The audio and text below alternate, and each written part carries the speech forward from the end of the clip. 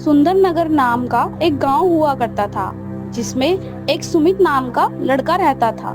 उसकी उम्र तकरीबन 25 साल थी। एक दिन वह रोज की तरह काम पर गया और जैसे ही छुट्टी का समय हुआ तो उसने देखा कि ऑफिस के बाहर बहुत तेज बारिश हो रही थी। बिजली कड़क रही थी।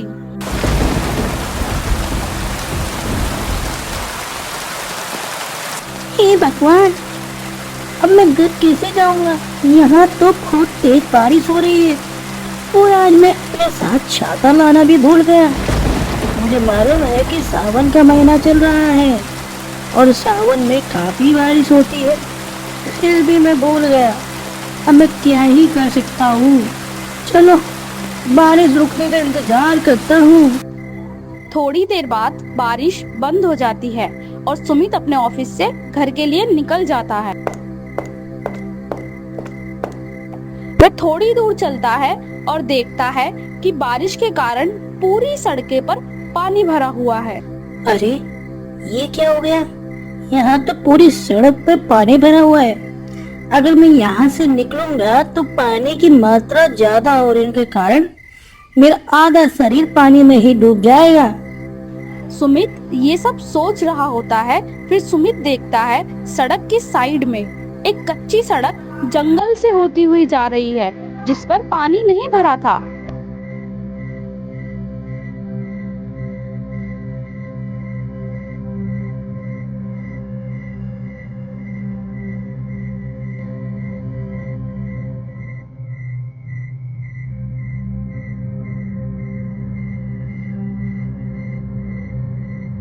अब घर भी तो जाना है, पर इसके अलावा कोई रास्ता भी नहीं।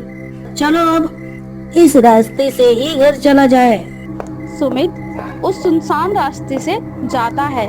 जैसे जैसे वो अंदर जाता है वैसे वैसे वो रास्ता डरावना हो जाता है और सुमित घने जंगलों को देखकर डरा हुआ था। फिर वह बोलता है, हे भगवान, कैसे रास्ते पर आ गया हूँ मैं? ये तो बहुत डरावना है।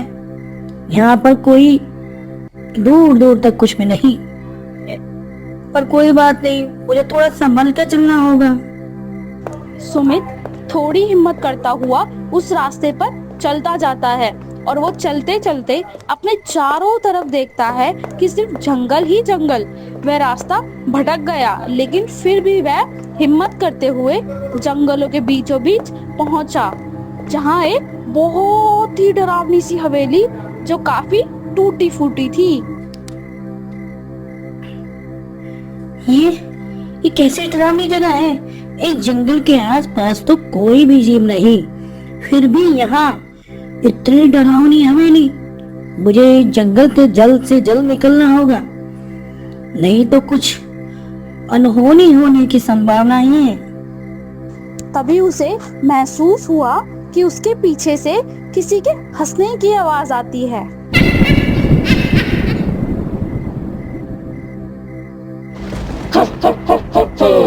आओ सुमित, आओ। सुमित डरता है और डरकर उलटकर देखता है, पर पीछे कोई नहीं होता। कौन है? सामने आओ। तभी धुएं के गुब्बार से एक जादूगरनी निकलती है। उसकी आंखें खून सी लाल, शरीर राख से सना हुआ। तेरी सांसों की गिनती अब मेरे हाथ में है। तू यहाँ आया कैसे? अब आ भी गया तो मैं तुझे जाने नहीं दूंगी। सुमित कांपते हुए पीछे हटता है। मैंने तेरा क्या बिगाड़ा है? मैं तो बस रास्ता भटक गया हूँ, इसलिए आज से आया हूँ। मुझे जाने दे, मुझे मत मार। मर तो तू जब ही गया था जब तूने मेरी जमीन पर कदम रखा था। अब तेरी आत्मा मेरी जादू टोने की कढ़ाई में उबलेगी। ये सब सुनकर सुमित बेहोश हो गया और जब उसकी आंखें खुली तो उसने देखा जमीन पर त्रिकोण आकृति बनी हुई है और चारों तरफ खोपड़ियां और खोपड़ियां पड़ी हैं। इन सब के बीच में सुमित लेटा और जादूगरनी मंत्र पढ़ते हुए, ओम मृत्युआय भस्माय नम तव आत्मा मम अनम भाव। तभी एक भयंकर चीख गूंजती है और सुमित की आंखें सफेद हो जाती हैं। सुमित अजीब आवाज में जैसे उसकी आत्मा बोल रही हो। रोक दे ये अपनी पूजा पाठ। मेरी आत्मा तुझसे भी उदम शक्तिशाली है, मुझे खा जाएगी।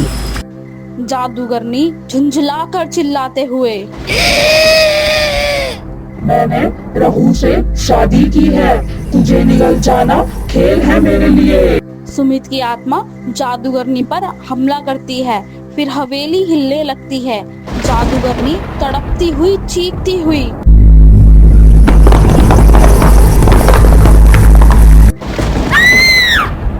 नहीं, ये मेरी जादू की सीमा से बाहर है।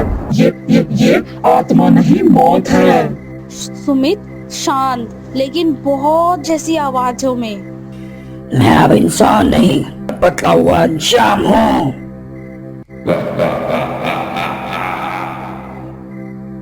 फिर हवेली गिर जाती है